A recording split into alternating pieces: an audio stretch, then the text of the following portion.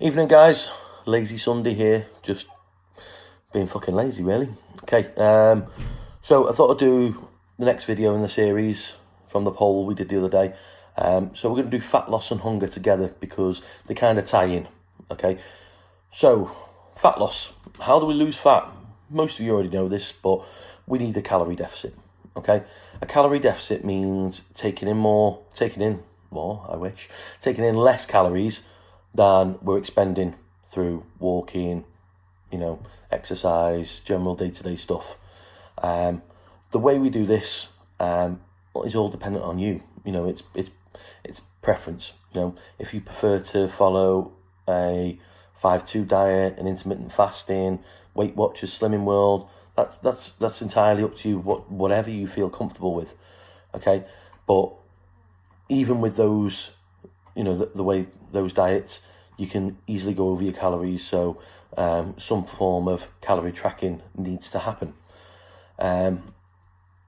Okay, so going on from there, what can help us stay in this calorie deficit is looking at satiety. Satiety is how filling the foods that we're eating are. Okay, so the foods that we need to be looking at are first of all protein. Okay, I know I get called a protein Hitler, but it fucking works. Okay, protein is one of the most, all types of protein are really filling. So we need to be getting enough protein, and we need to be looking at foods that are fibrous. So fruits and veggies, foods that hold more water. Again, fruits and veggies, potatoes. Okay, if you want to look at the different levels of food satiety, there's a thing called the satiety index. I've posted it a few times in the group, so if you use a little search function at the side of the screen on the Facebook group, it should pop up there. If you can't find it, just a simple Google search will show this big infographic that shows the different foods and what sort of levels of filling that they give to you.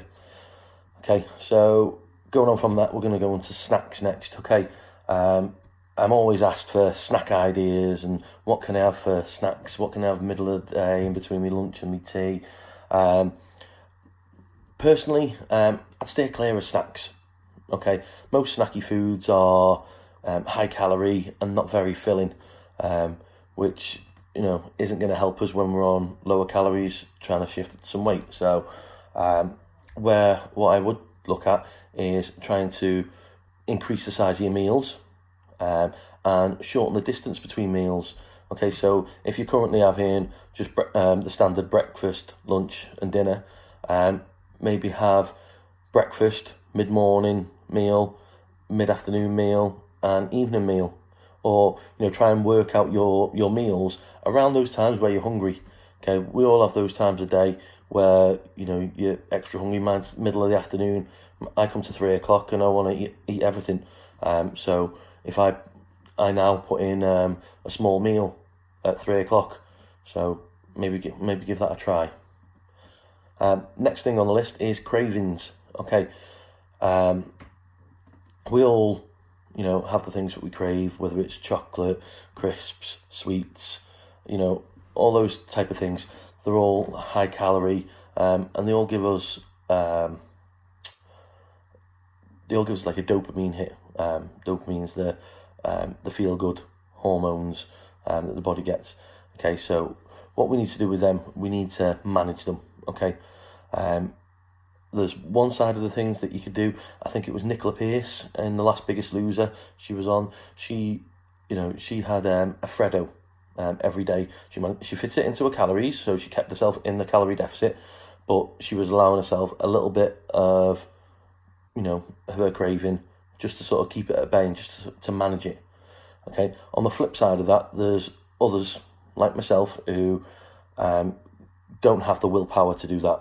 Okay, if I have a Freddo bar, I'll go on to eat 4 bars of Galaxy alongside it. So they're what's called a trigger food. So if you have, if you're like me and you can't control yourself around certain foods, we need to put those foods to the side. Okay, and we need to avoid those foods at all costs while we're dieting. Don't I wouldn't say eradicate them forever, because that's just going to want to make you crave them more. But if you're setting aside, you know, an 8-week block where you're going to get into shape for a holiday, or, you know, you want to just drop a little bit of weight, so, you know, because it's January, then just, you know, say to yourself, okay, I'm not going to have any chocolate between now and the end of February, or, you know, whatever dates that you want, because you know, it will throw you off. I think I've covered what I need to cover there. If anyone else has got any questions or have their own opinions, or something that's helped them, feel free to pop it in the box below, and we'll get some conversation going. Okay, thank you.